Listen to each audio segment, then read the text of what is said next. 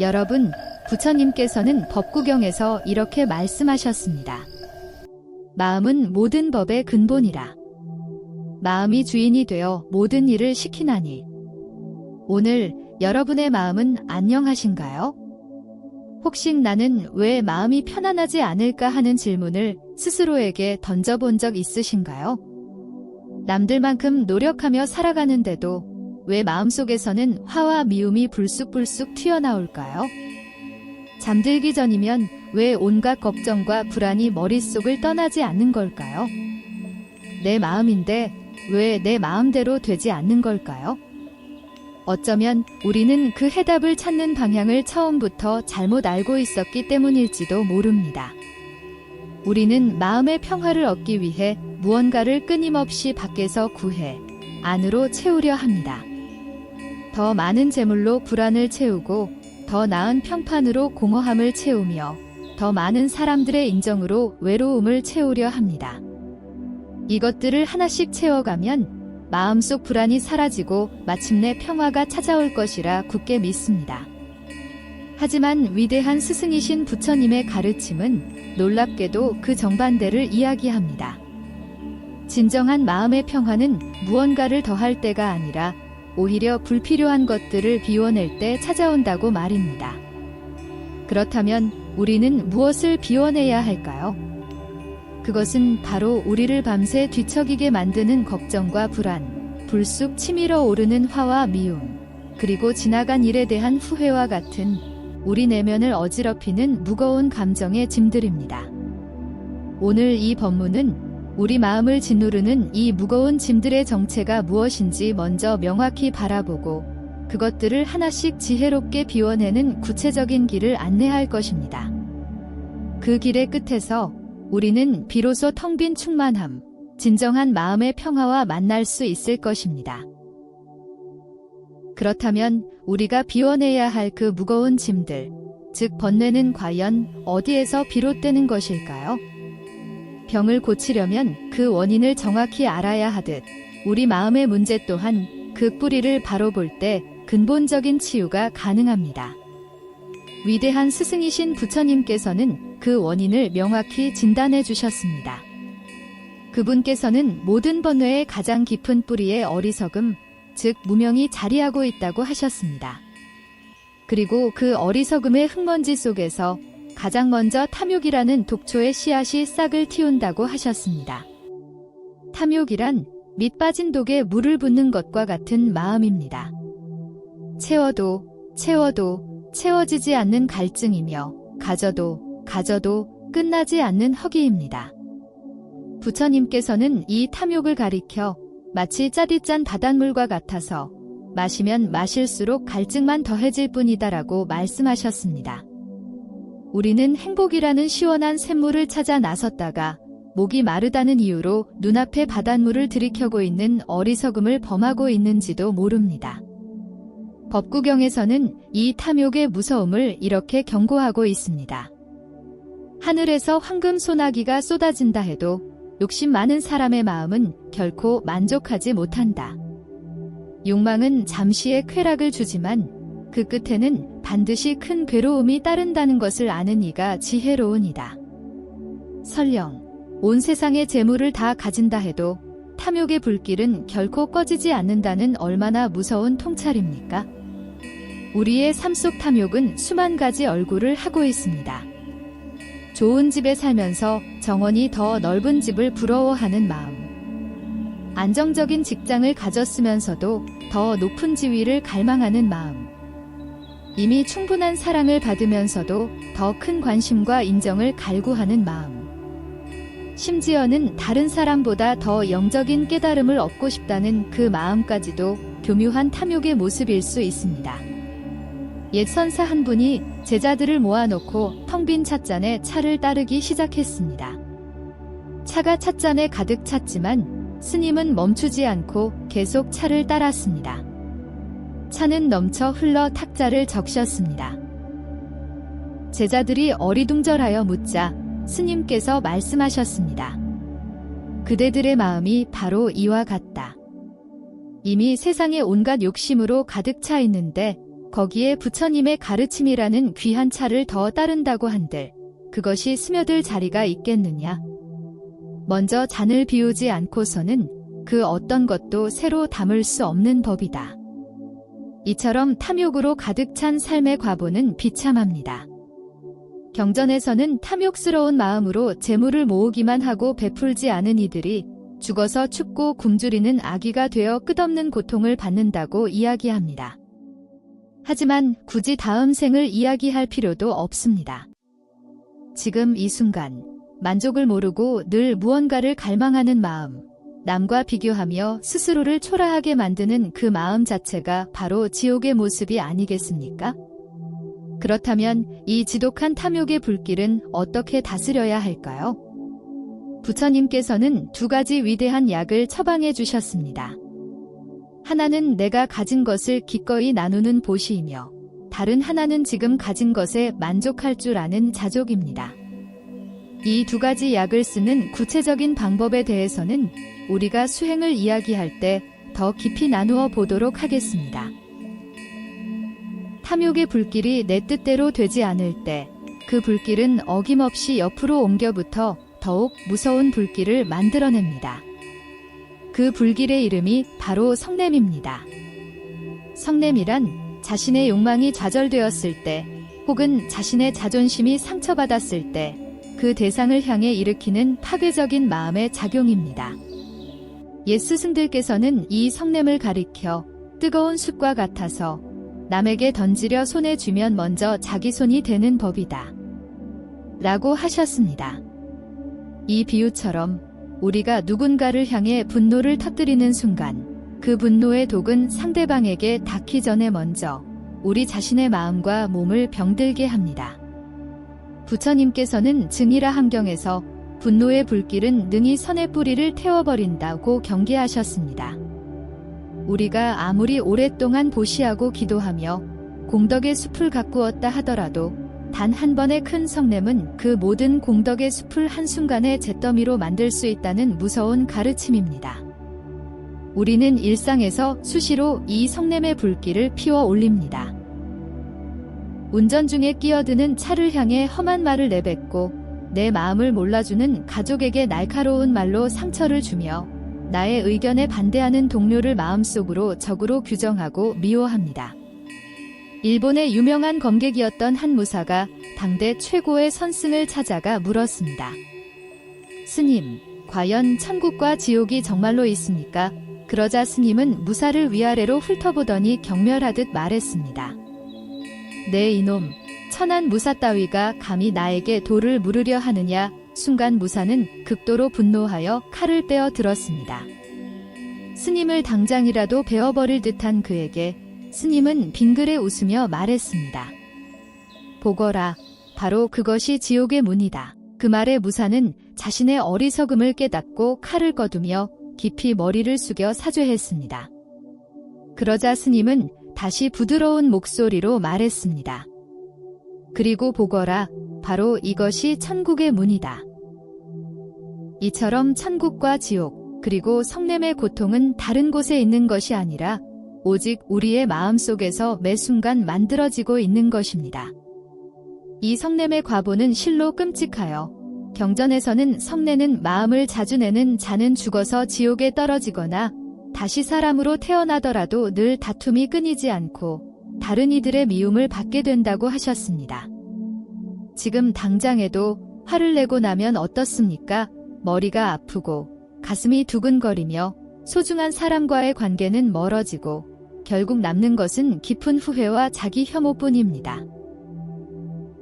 이 무서운 성냄의 불길을 끄는 가장 강력한 소방수는 바로 자비와 인욕입니다.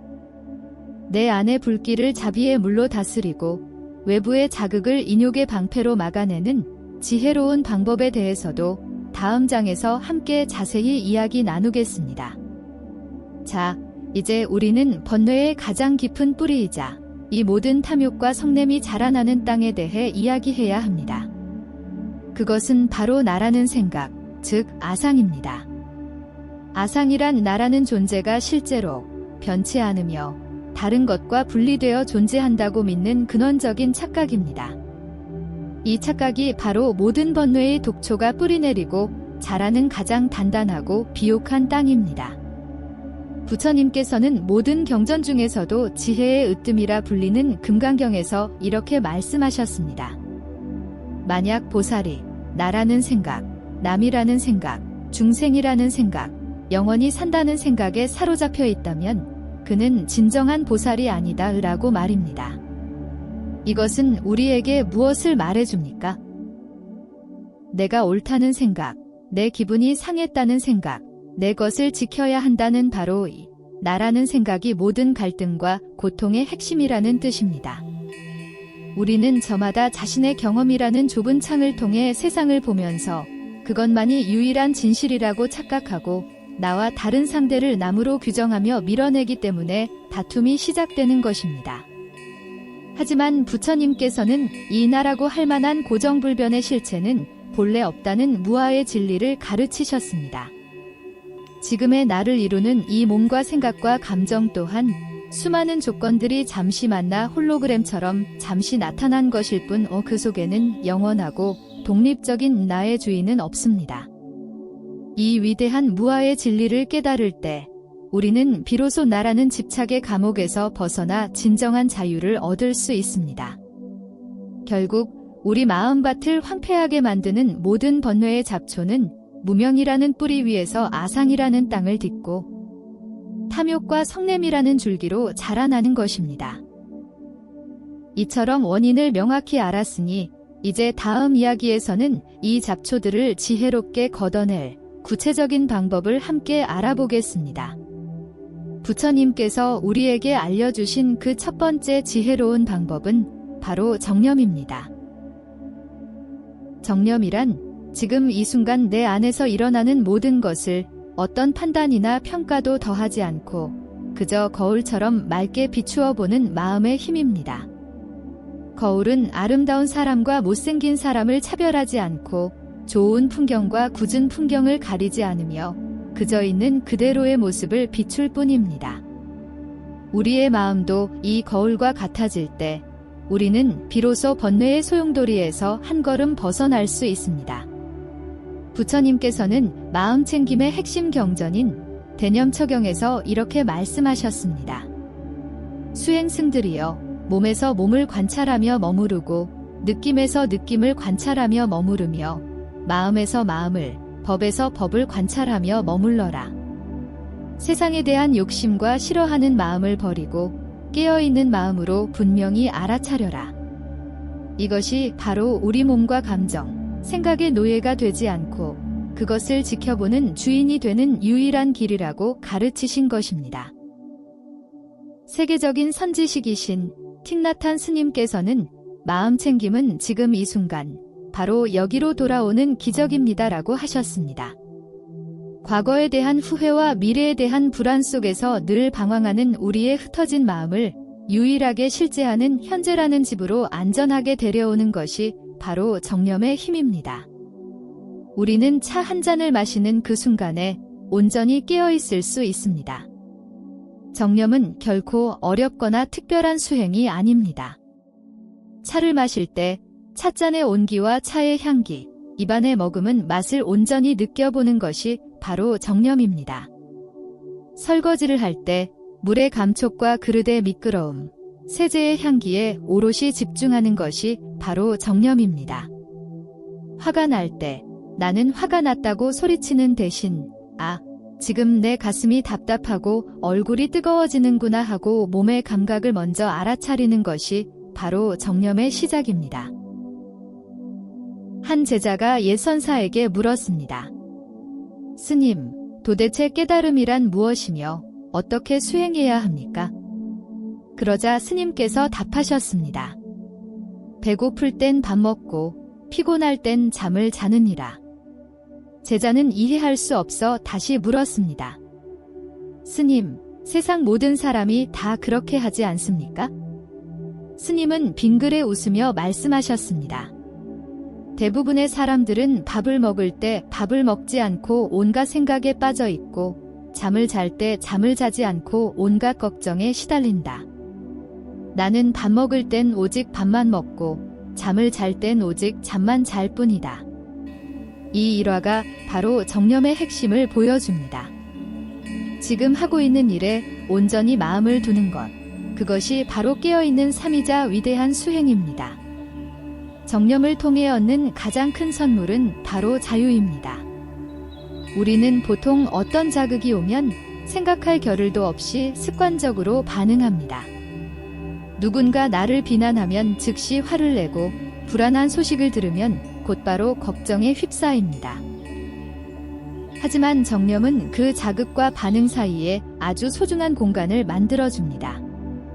그 공간 속에서 우리는 화를 내는 대신 침묵을 선택할 수도 있고, 걱정에 빠지는 대신 문제 해결을 위한 지혜를 떠올릴 수도 있는 자유를 얻게 됩니다. 그렇다면 이 정념의 힘은 어떻게 기를 수 있을까요? 처음에는 하루 5분이라도 좋습니다. 조용한 곳에 앉아 다른 아무것도 하지 말고 오직 코끝을 스치는 나의 들숨과 날숨에만 집중해 보십시오. 생각이 일어나면 생각이 일어났구나 하고 알아차리고 다시 부드럽게 호흡으로 돌아오면 됩니다. 이 짧은 호흡 명상이 우리 마음을 다스리는 가장 위대한 힘의 시작이 될 것입니다. 정념이라는 맑은 거울로 내 마음을 비추어 보니 그 안에는 아픔도 있고 상처도 있으며 부끄러운 모습도 보였을 겁니다. 우리는 그것을 외면하지 않고 그저 바라보는 힘을 길렀습니다. 그렇다면 이제 그 모습을 어떻게 해야 할까요? 그 상처 입고 지친 마음을 우리는 어떻게 보듬어 안아야 할까요? 부처님께서는 그에 대한 두 번째 지혜의 처방을 내려주셨습니다. 그 위대한 치유의 힘, 바로 자비입니다. 자비란 불교의 가르침 중에서도 가장 아름다운 보석과 같은 마음입니다. 자비는 두 가지 마음이 합쳐진 말입니다. 첫째는 자이니, 이는 나와 모든 존재가 진정으로 행복하기를 바라는 따뜻한 사랑의 마음입니다. 둘째는 비이니, 이는 나와 모든 존재가 고통에서 벗어나기를 바라는 애틋한 연민의 마음입니다. 이 자비의 마음은 마치 얼어붙은 겨울의 땅을 녹이는 따뜻한 봄 햇살과 같습니다. 우리의 차갑고 단단한 아집과 미움, 원망의 마음은 이 자비의 햇살 아래에서만 비로소 부드럽게 녹아내릴 수 있습니다. 또한 자비는 결코 마르지 않는 청정한 샘물과도 같습니다. 그 어떤 절망과 상처의 더러움도 이 자비의 샘물 앞에서는 깨끗이 씻겨나가게 마련입니다. 부처님께서는 자해경에서 이렇게 노래하셨습니다. 마치 어머니가 자신의 목숨을 걸고 외아들을 지키듯이 그와 같이 모든 살아있는 존재에게 한량없는 자비의 마음을 일으켜라. 이 얼마나 숭고한 가르침입니까? 어머니의 사랑에는 조건이 없습니다. 내 자식이 잘났든 못났든 나에게 잘하든 못하든 그 존재 자체를 온전히 긍정하고 사랑합니다. 부처님께서는 바로 그 마음을 나 자신과 가족을 넘어 내가 미워하는 사람, 나아가 눈에 보이지 않는 미물에 이르기까지 모든 존재에게 평등하게 베풀라고 가르치신 것입니다. 대승불교의 위대한 가르침이 담긴 유마경에서는 깨달은 보살인 유마거사가 병들어 누워있는 장면이 나옵니다. 문병온 문수보살이 왜 아프냐고 묻자 유마거사는 이렇게 답합니다. 중생이 아프니 나도 아픕니다. 이 한마디에 자비의 모든 것이 담겨 있습니다. 진정한 자비는 나와 너를 구분하지 않습니다. 저 길 위에서 고통받는 중생의 아픔이 바로 나의 아픔으로 느껴지고 그의 눈물이 나의 눈물로 느껴지는 것, 모든 존재가 그물처럼 엮여있는 한 몸임을 깨닫는 것이 바로 자비의 완성입니다. 자비는 결코 거창한 곳에 있지 않습니다. 오늘 하루 스스로를 너무 자책하고 있었다면 괜찮다고 다독여주는 것이 나를 향한 자비입니다. 힘들어하는 동료의 이야기를 비판 없이 끝까지 들어주는 것이 그를 향한 자비입니다. 나에게 무례하게 행동한 사람을 향해 마음속으로 저 사람도 무슨 힘든 일이 있겠지, 부디 편안해지기를 하고 빌어주는 것이 미운 사람을 향한 자비입니다. 길가의 작은 풀 한 포기, 이름 모를 벌레 하나의 생명도 소중히 여기는 마음이 바로 살아있는 모든 것을 향한 자비입니다. 옛날 한 스승 밑에 온몸에 심한 피부병이 걸려 모두가 기피하는 제자가 있었습니다. 온몸에서 진물이 나고 악취가 풍겨 아무도 그 제자 곁에 가려 하지 않았습니다. 하지만 그의 스승은 매일같이 제자의 방을 찾아 손수 약을 발라주고 더러워진 옷을 빨아주었습니다. 어느 날 제자의 상처가 너무 심하게 골마 터지자 스승은 조금의 망설임도 없이 자신의 입으로 그 더러운 고름을 빨아내었습니다. 제자가 눈물을 흘리며 어찌 이리 하실 수 있냐고 묻자 스승은 온화하게 말했습니다. 내 몸의 고름과 내 입의 침이 무엇이 다르더냐? 내가 아픈 것이 바로 내가 아픈 것이다. 이 일화가 바로 유마경의 가르침을 온몸으로 보여준 진정한 자비의 모습입니다. 자비로운 마음으로 살아가는 사람의 삶은 어떻게 변할까요? 앙구따라 니까야에서 부처님께서는 자애로운 마음을 닦는 사람은 편안하게 잠들고 편안하게 깨어나며 악몽을 꾸지 않고 모든 사람과 신들의 사랑을 받으며 독이나 무기로부터 해를 입지 않고 마음이 빨리 고요해지며 얼굴빛이 맑아지고 죽을 때 혼란스럽지 않으며 설령 깨달음을 얻지 못하더라도 하늘 세상에 태어난다고 하셨습니다. 이처럼 자비는 지금 당장 내 마음의 평화를 가져올 뿐 아니라 미래의 모든 복과 공덕을 만들어내는 가장 확실한 씨앗입니다. 그렇다면 이 자비의 마음은 어떻게 기를 수 있을까요? 가장 좋은 방법은 자의 명상을 실천하는 것입니다. 조용한 곳에 앉아 가장 먼저 나 자신에게 자애로운 마음을 보냅니다. 내가 부디 행복하기를, 내가 부디 평안하기를 하고 말입니다.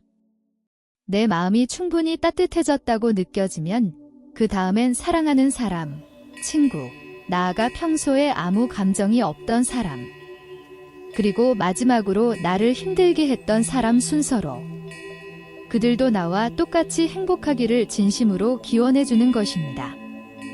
이 작은 실천이 우리 마음의 차가운 땅을 녹이고 모든 생명을 품는 비옥한 밭으로 바꾸어 놓을 것입니다. 이렇게 자비의 마음으로 내 마음밭이 부드러워졌을 때 우리는 비로소 그 밭 가장 깊은 곳에 박혀있는 가장 단단한 돌멩이를 발견하게 됩니다. 그 돌멩이의 이름이 바로 내가 옳다는 생각, 즉 아집입니다. 세 번째, 아집을 잘라내는 지혜. 우리가 여기서 말하는 지혜란 세상의 많은 지식을 아는 총명함과는 다릅니다. 부처님께서 말씀하신 지혜란 세상과 나 자신을 있는 그대로 꿰뚫어 보는 힘, 즉 진리를 보는 눈입니다. 우리의 마음은 본래 맑고 투명한 거울과 같습니다. 하지만 나라는 생각, 즉 아집은 그 거울 표면에 두껍게 쌓인 먼지와 같아서 세상의 모습을 있는 그대로 비추지 못하고 왜곡되게 만듭니다. 지혜는 바로 이 먼지를 부드럽게 닦아내어 거울 본래의 청정한 빛을 되찾게 하는 수행입니다. 부처님께서는 법구경에서 아집의 어리석음을 이렇게 꾸짖으셨습니다. 이것은 내 아들, 이것은 내 재산 하고 어리석은 자는 괴로워한다. 정작 나라는 것조차 진실로 나의 것이 아닌데 어찌 아들과 재산이 나의 것이리요. 이 말씀은 우리 삶의 모든 갈등을 관통합니다. 우리는 내 자식, 내 돈, 내 명예, 그리고 심지어 내 의견까지 모든 것에 나의 것이라는 이름표를 붙이고 집착합니다. 그리고 누군가 그것을 조금이라도 침범하려 하면 우리는 즉시 상처받고 분노합니다. 하지만 부처님께서는 그 모든 것의 시작인 나라는 존재 자체가 본래 내 것이 아님을 바로 보라고 하십니다. 또한 부처님께서는 수타니파타에서 이렇게 가르치셨습니다. 자신의 견해만을 최상으로 여기고 다른 모든 것을 저열하다고 보는 것, 바로 이것을 지혜로운 이는 족쇄라고 부른다. 내가 옳다고 믿는 순간 우리는 스스로 자신의 발목에 족쇄를 채우는 것과 같습니다. 다른 사람의 지혜로운 조언에 귀를 닫고 더 넓은 세상으로 나아갈 가능성을 스스로 막아버립니다. 이처럼 자신의 견해에 대한 집착은 우리를 진리로부터 멀어지게 하는 가장 무서운 장애물입니다. 이 아집이라는 먼지는 수행이 깊은 스님들에게도, 심지어는 부처님의 위대한 제자들에게도 가장 마지막까지 남는 어려운 숙제였습니다. 부처님의 10대 제자 중에서도 지혜가 가장 뛰어나다고 불리는 사리불 존자가 있었습니다. 어느 날 존자가 제자들과 함께 길을 가던 중 한 비구 스님이 사리불에 옥기돼 스쳐 넘어지는 일이 있었습니다. 그 비구는 평소 사리불을 시기하던 마음이 있었기에 일부러 밀쳤다고 소리치며 비난했습니다. 다른 스님들이 지혜 제일이신 사리불 존자께서 어찌 그런 실수를 하시겠는가라며 그 비구를 나무라자 부처님께서 말씀하셨습니다. 사리불을 비난하지도 그 비구를 나무라지도 말라. 사리불을 불러 직접 그의 마음을 들어보자. 부처님 앞에 선 사리불은 합장하며 이렇게 말했습니다. 세존이시여, 저는 땅과 같습니다. 세상 모든 사람들이 저에게 온갖 깨끗한 것과 더러운 것을 버리지만 저는 결코 성내거나 기뻐하지 않습니다.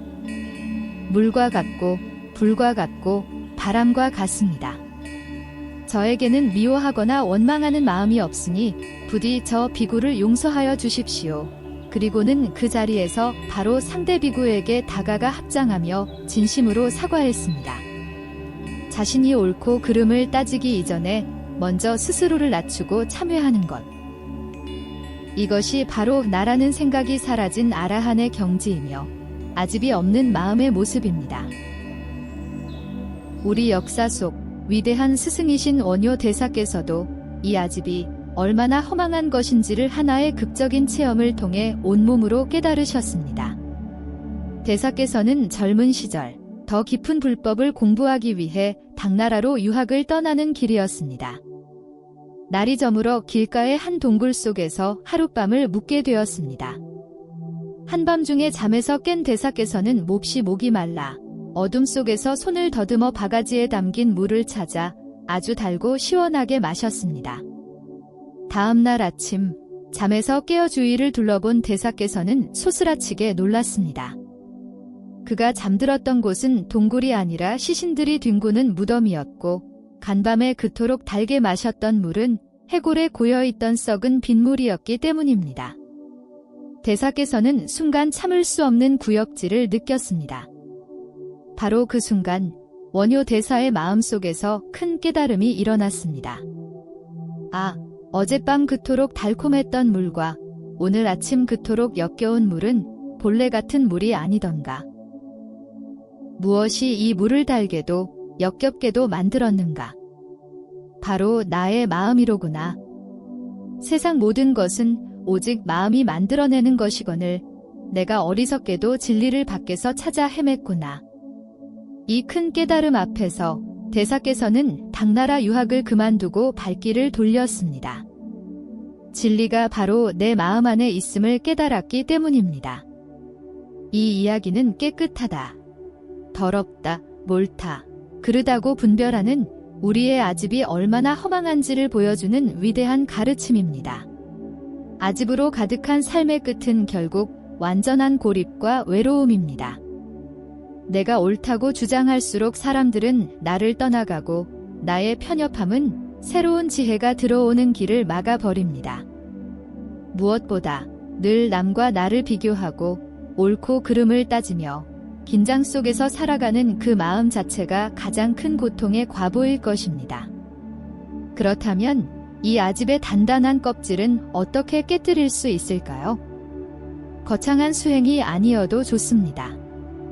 그저 내가 옳다는 생각이 올라올 때 잠시 멈추어 그 생각과 거리를 두고 마음속으로 부드럽게 이렇게 말해보는 것입니다. 이것 또한 그저 하나의 생각일 뿐 진리 그 자체는 아니다. 이 짧은 알아차림이 나의 완고한 아집의 균열을 내는 시작입니다. 그 균열의 틈으로 이해와 자비의 빛이 스며들 때 우리는 비로소 나라는 작은 울타리에서 벗어나 더 크고 평화로운 세상으로 나아갈 수 있습니다. 이렇게 정념으로 마음을 비추어 보고 자비로 그 마음을 따뜻하게 감싸 안았으며 지혜의 칼날로 아집의 가장 단단한 뿌리를 잘라냈습니다. 이제 우리의 마음 정원은 불필요한 잡초와 돌멩이가 모두 걷어진 아주 깨끗하고 부드러운 밭이 되었습니다. 하지만 이대로 가만히 두면 어느새 또다시 번뇌의 잡초가 자라날지 모릅니다. 이제 우리는 이 밭에 어떤 꽃과 열매를 맺게 할 것인지 그 방향을 정하고 편말을 세워야 합니다. 그것이 바로 마지막 네 번째 지혜, 발언입니다. 발언이란 간절한 소원을 세우고 그것을 이루기 위해 나아가겠다는 굳은 다짐이자 우리 삶이라는 배에 향해 방향을 설정하는 신성한 약속입니다. 발언이 없는 수행은 마치 목적지 없이 망망대해를 떠도는 배와 같아서 작은 바람에도 이리저리 흔들리다가 결국 표류하게 됩니다. 발언은 어두운 밤길을 걷는 나그네에게 길을 밝혀주는 북극성과 같습니다. 아무리 길이 어둡고 험난해도 저 멀리 빛나는 북극성을 바라보며 걷는 사람은 결코 길을 잃지 않습니다. 우리의 간절한 발언은 바로 그 북극성처럼 삶의 모든 어려움 속에서 우리가 나아갈 방향을 잃지 않도록 든든하게 지켜줄 것입니다. 화엄경에서는 이렇게 말씀하십니다. 믿음은 모든 공덕의 어머니요 깨달음을 향한 마음, 보리심을 낳으며 모든 선한 법을 자라게 한다. 그리고 이 믿음을 구체적인 길로 이끄는 첫걸음이 바로 발언입니다. 모든 부처님과 보살님들의 위대한 수행은 예외 없이 중생을 구제하고 깨달음을 이루겠다는 거룩한 발언에서부터 시작되었습니다. 보현보살님의 10가지 큰 서원이 그 대표적인 예입니다. 이처럼 발언은 우리를 평범한 중생의 삶에서 깨달음을 향해 나아가는 보살의 삶으로 이끄는 위대한 시작점입니다. 백류경에는 이런 비유가 나옵니다. 어떤 어리석은 나그네가 큰 부자가 사는 화려한 2층 집을 보고는 그 집이 너무나 부러웠습니다. 그는 목수를 찾아가 똑같은 집을 지어달라고 했습니다. 목수가 집을 짓기 시작하자 나그네는 매일 찾아와 구경했습니다. 그런데 목수가 1층만 짓고 자꾸 위로 올라가지 않자 나그네가 화를 내며 물었습니다. 나는 저 화려한 2층이 갖고 싶은 것이지 이 아래층은 필요 없단 말이오. 어서 아래층은 그만두고 2층부터 지으시오. 이 어리석은 나그네의 모습이 바로 발언 없이 공덕만 바라는 우리들의 모습일 수 있습니다. 기초를 닦는 꾸준한 수행과 간절한 발언 없이는 결코 깨달음이라는 화려한 2층 집을 얻을 수 없는 법입니다. 발언은 결코 어렵거나 거창한 것이 아닙니다. 아침에 일어나 오늘 하루는 결코 화내지 않겠습니다 하고 다짐하는 것이 바로 살아있는 발언입니다. 책상 앞에 앉아 이 공부를 통해 얻는 지혜로 다른 사람들에게 이로움을 주겠습니다 하고 마음을 내는 것이 바로 자비로운 발언입니다. 힘들어하는 가족을 위해 제가 매일 올리는 이 기도의 공덕으로 부디 우리 가족이 건강하고 화목하기를 하고 마음을 모으는 것이 바로 간절한 발언입니다. 제가 마음으로서 이 글을 쓰는 것 또한 이 지혜가 널리 퍼져 한 분이라도 더 마음의 평화를 얻기를 바라는 저의 발언입니다. 발언을 세운 사람의 삶은 이전과 완전히 달라집니다. 발언은 우리가 나태해지려 할 때 우리를 채찍질하고 어려움에 부딪혔을 때 우리를 일으켜 세우는 힘이 됩니다. 무엇보다 발언은 우리의 평범한 일상을 거룩한 수행으로 바꾸어 놓습니다. 그냥 밥을 먹는 것이 아니라 이 음식이 약이 되어 깨달음을 이룰 힘을 얻게 하소서라는 발언을 담아 먹으면 그것이 공덕이 됩니다. 그냥 잠을 자는 것이 아니라 모든 중생이 편안한 휴식을 얻기를 발언하며 잠자리에 들면 그 잠 또한 수행이 됩니다. 그렇다면 발언은 어떻게 세워야 할까요? 첫째, 막연하게 착하게 살겠다가 아니라 하루에 한 번 이상 다른 사람을 칭찬하겠다와 같이 구체적이어야 합니다. 둘째, 아침에 일어나거나 저녁에 잠들기 전과 같이 매일 꾸준히 자신의 발언을 되새겨야 합니다. 셋째, 처음에는 이룰 수 있는 작은 발언부터 시작하여 점차 그 크기를 키워나가는 것이 좋습니다. 이 작은 발언들이 모여 우리 삶을 깨달음으로 이끄는 거대한 힘이 될 것입니다.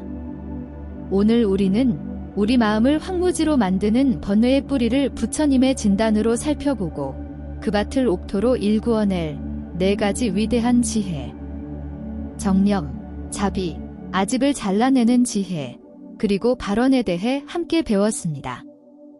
이 4가지 지혜의 씨앗은 이제 여러분의 손에 쥐어졌습니다. 하지만 아는 것만으로는 부족합니다. 이 씨앗을 어떻게 심고 싹을 틔워 마침내 기적과도 같은 꽃을 피워냈는지 그 감동적인 이야기를 다음 편에서 함께 나누도록 하겠습니다. 오늘 함께 하신 이 법문이 공덕으로 여러분의 마음에 평화의 씨앗이 심어지기를 간절히 축원합니다.